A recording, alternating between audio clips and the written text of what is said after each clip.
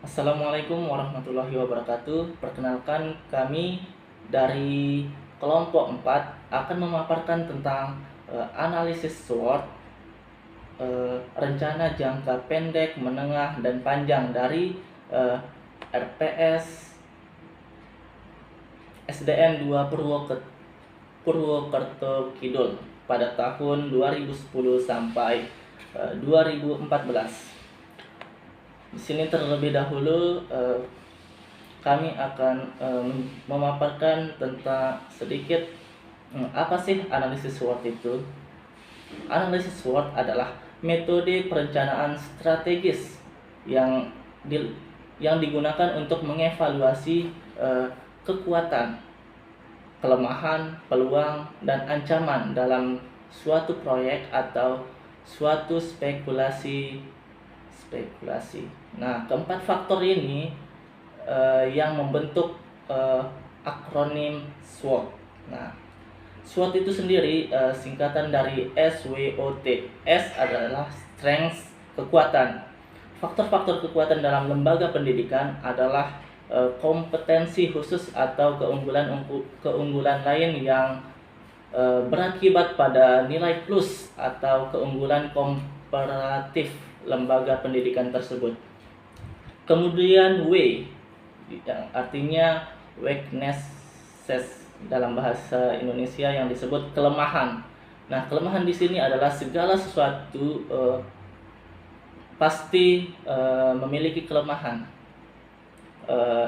Dalam hal itu bersifat wajar, seperti kelemahan dalam sarana dan prasarana, kualitas atau kemampuan tenaga kependidikan, lemahnya kepercayaan masyarakat, dan lain-lain. Kemudian O, opportunities, yang artinya peluang. Peluang adalah suatu kondisi lingkungan eksternal yang menguntungkan, bahkan menjadi formulasi dalam lembaga pendidikan itu sendiri. Kemudian T, threats atau ancaman. Nah, ancaman merupakan kebalikan dari sebuah peluang. Nah, ancaman meliputi faktor-faktor lingkungan yang tidak menguntungkan bagi sebuah lembaga pendidikan itu sendiri. Nah, apa sih SWOT dalam RPS SDN 2 Purwokerto Kidul tahun 2010-2014 ini? Berikut kami memaparkannya. Yang pertama, S, kekuatan. Kekuatan dalam RPS ini adalah yaitu melaksanakan pembelajaran dengan menggunakan pendekatan pakem dan mengembangkan pengelolaan sekolah, mulai dari meliputi SDM, pembelajaran, sarkas, penilaian, kesiswaan, administrasi, dan lain-lain sesuai dengan MBS, serta dapat melaksanakan pembelajaran budi pekerti yang luhur dari kelas 1 sampai kelas 6 sesuai tuntutan agama dan budaya bangsanya.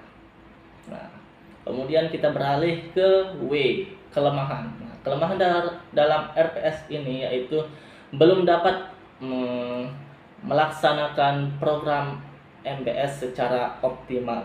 Yang kedua, kekurangan sarana dan prasarana pembelajaran dengan ICT. Yang ketiga, masih belum melaksanakan pengembangan penilaian berstandar nasional.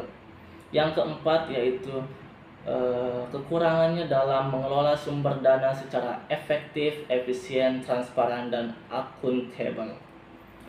Kita beralih ke O, opportunities atau peluangnya. Nah, peluang dalam RPS ini yaitu dapat membuat pembelajaran menjadi optimal karena menggunakan pendekatan pakem, dan berpeluang menciptakan anak yang berkarakter dengan melaksanakan pembelajaran budi pekerti yang luhur sesuai tuntutan agama dan budaya bangsa. Kita beralih ke T, terus ancaman. Jika masih belum melaksanakan pengembangan penilaian berstandar nasional, akan berdampak terhadap keberlangsungan penilaian yang dialami oleh guru maupun siswa itu sendiri. dalam pembelajaran, dan jika dalam pengelolaan sumber daya secara efektif, efisien, transparan, akuntabel kurang diperhatikan, maka akan berimbas kepada dana yang tidak sesuai dan akan menimbulkan korupsi terhadap dana yang diberikan. Nah, itu itu itulah analisis SWOT dalam RPS SDN 2 Purwokerto Kidul tahun 2010 sampai 2014. Kemudian kita beralih ke rencana jangka pendek, menengah, dan panjangnya. Rencana jangka pendeknya yaitu yang pertama, pembangunan ruang guru, renovasi ruang perpustakaan, pembuatan lab komputer, dan alat musik. Nah, kegiatan ini termasuk ke dalam jangka pendek karena dalam proses pelaksanaannya hanya dilakukan pada tahun itu saja, tidak dilakukan pada tahun selanjutnya. Kemudian kita beralih ke rencana menengah. Yang pertama, presentasi kehadiran guru, referensi guru dalam pengembangan KK. Yang ketiga, kompetensi kepala sekolah. Nah, kegiatan ini termasuk ke dalam jangka menengah dikarenakan persentase perencanaannya dilakukan tidak setiap tahun dengan angka presentasi yang rendah. Nah, kemudian yang terakhir yaitu rencana jangka panjang. Yang pertama yaitu peningkatan dalam nilai UASBN, kedua nilai KBM, yang ketiga struktur organisasi dan mekanisme kerja sekolah.